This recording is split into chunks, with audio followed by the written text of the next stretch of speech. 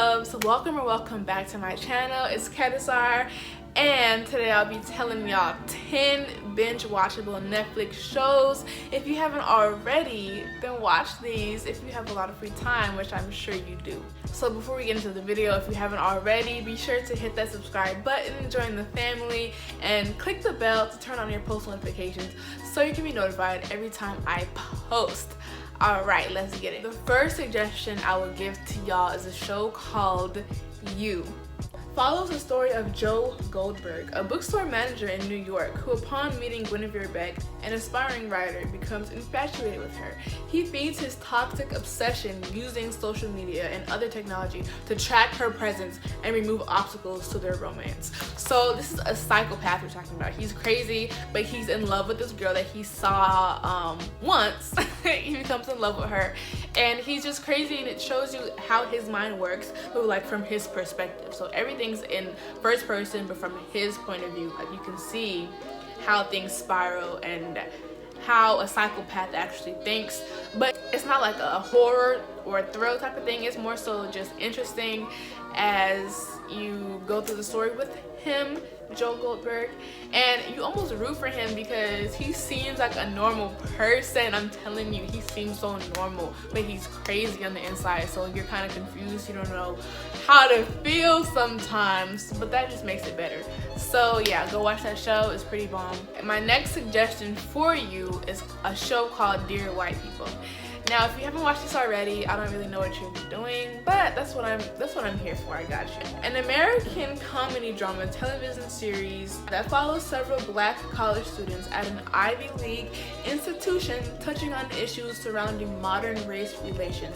So it's almost showing you like an HBCU life within a PWI, and these students, like, they're part of the Black Student Union, and they kind of address like issues of race and, you know, race politics on campus. And the main character, she has a whole talk show called Dear White People. It talks about relevant issues while showing you the fun side and interesting side of college students, black college students' lives on campus.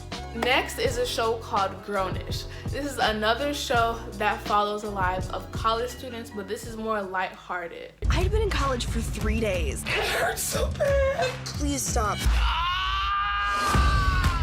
So, this is it. College. You hear that? That's tomorrow happening today. Oh. Now that I'm finally on my own, I am learning college can be really dope. But you'll totally pay for it later. Mom? And I'm learning frat parties aren't the best place to find true love. You know I can't let you walk home alone, right? Mike, you think you can walk around? Sure. And that maybe, I don't actually know as much as I thought I did. You cannot let this one catastrophic moment control your life. You're better than that. You are so right. I am Zoe Johnson. Can we get some cups? They're calling you the cup bitch. Oh.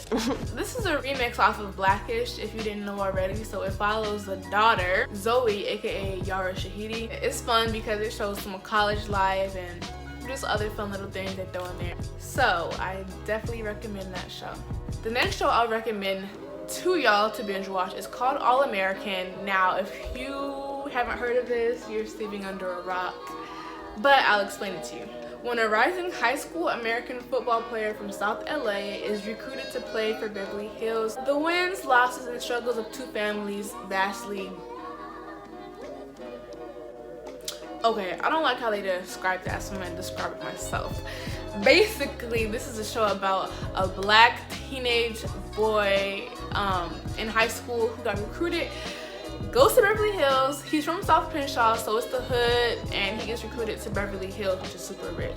So he's at this white school playing football for them, but he has a perspective of, I'm a kid from Crenshaw, I'm loyal to my hood, I'm loyal to my people, my family, and it shows his journey as he tries to, you know, get recruited by colleges and become a football star.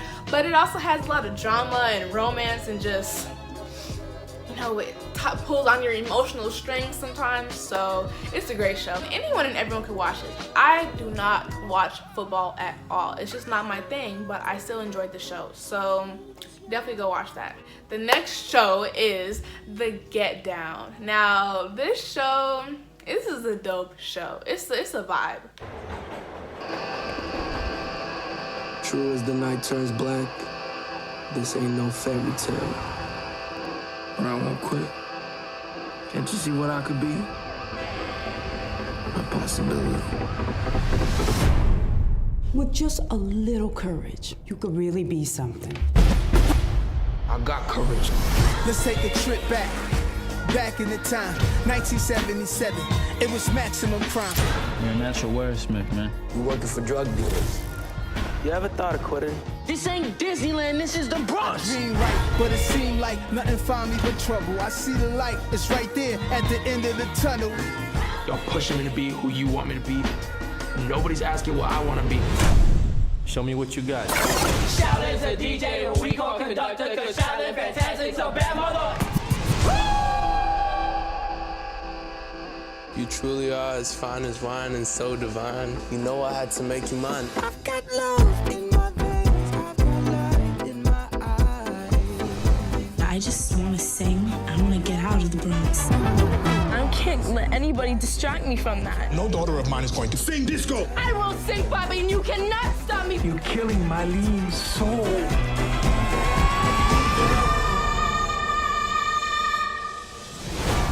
It's such a interesting show. Like, if you like that type of, you know, funk, disco, 1970s type of vibe, the clothes, the afros, the Black Panther type style, then you will like this show. The next show I recommend you binge watch on Netflix is How to Get Away with Murder. Viola Davis stars as Annalise Keating, a law professor at a prestigious university who, with 5 of her students, becomes entwined in a murder plot. So she's a professor and she recruits like 5 students to work with her in her law firm that she owns, period. But they kind of get tangled up in some things. As you can see, it says it becomes entwined in a murder plot. So the whole show is about how to get away with murder. So I don't want to spoil it, but it's kind of self-explanatory. So it's really like law, detective, criminal, thrill, that type of stuff. Interesting.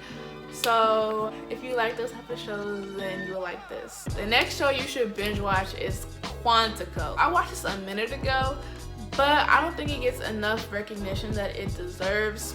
Alex Parrish, a former FBI recruit, becomes a prime suspect after a terrorist attack on Grand Central Terminal and is arrested for treason. So it shows like a group of these aspiring FBI agents as they train at Quantico. Then when and if, I'm not gonna spoil it, if they graduate, there's a lot of other dramatic things that happen, a lot of detective type things that they have to figure out, missions they go on, terrorists they have to find. It's just really interesting if you like detective type shows. As you can tell, I like detective type shows. So if you like that, you'll like this. Next show is She's Gotta Have It.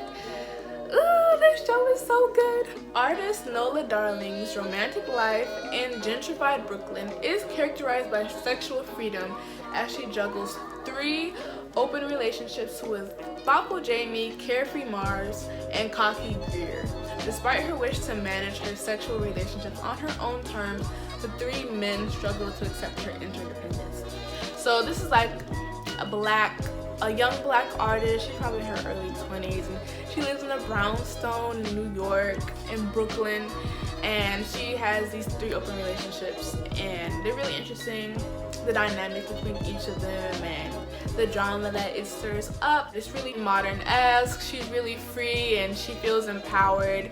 And if you like those type of shows, then you'll definitely like this. Okay, you guys, so I can't believe I almost forgot to mention the 9th show, which is Stranger Things.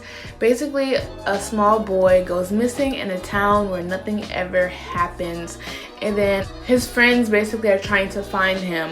And it's like this whole huge mystery. They don't know what happened. It's like a thriller, mystery type of show. So yeah, it's very interesting.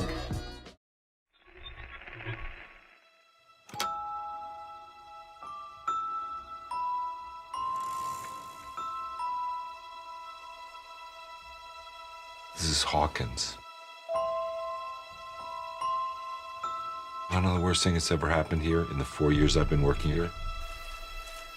It was when an owl attacked Eleanor Gillespie's head because it thought that her hair was a nest.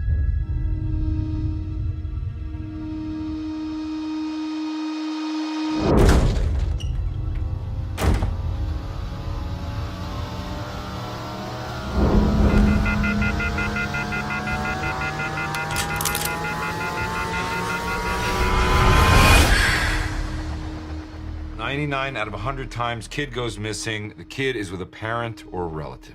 What about the other time? What? You said 99 out of 100. What about the other time? The one!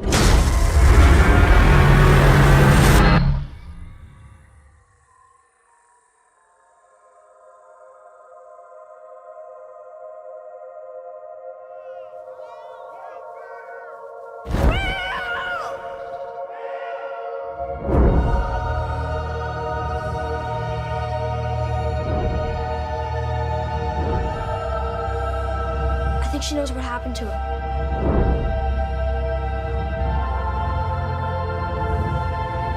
And the girl? She can't have gone far. What the hell? You know Will? Do you know where he is? Hiding. From who?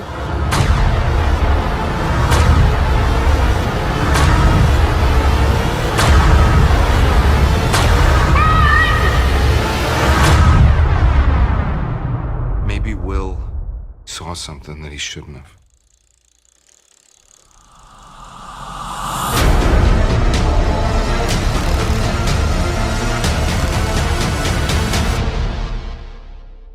The last show I'm gonna be recommending, I couldn't leave this off the list, even though I'm sure you've heard of it, but On My Block.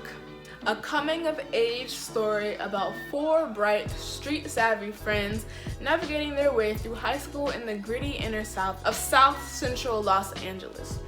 Dealing with the danger of getting their friend out of a gang and friends turn into romance, danger is constant. So this show has 3 seasons now, I think. I don't watch all of them, girl. They're great. You know, these are high school students. I think we can all relate to being in high school. You know, if you're in high school now, or if you graduated, or if you are going into high school, you'll definitely like this show. And it's like, not only are they in high school, a lot of the conflict surfaces from their neighborhood and like gang violence and getting their friend out of the gang because he doesn't want to be in it, he just gang affiliated, and that's a whole nother story, but it really kind of sheds light on what that means to be gang affiliated. But it's not super serious or anything. It's pretty light, romance, drama, danger, conflict. You get the gist, but it's a great show. It's a great show. So that was all 10 of the shows that I recommend you binge watch. If y'all want a part 2, just let me know and I got you. If you like this video, give it a big thumbs up. That helps me more than you know.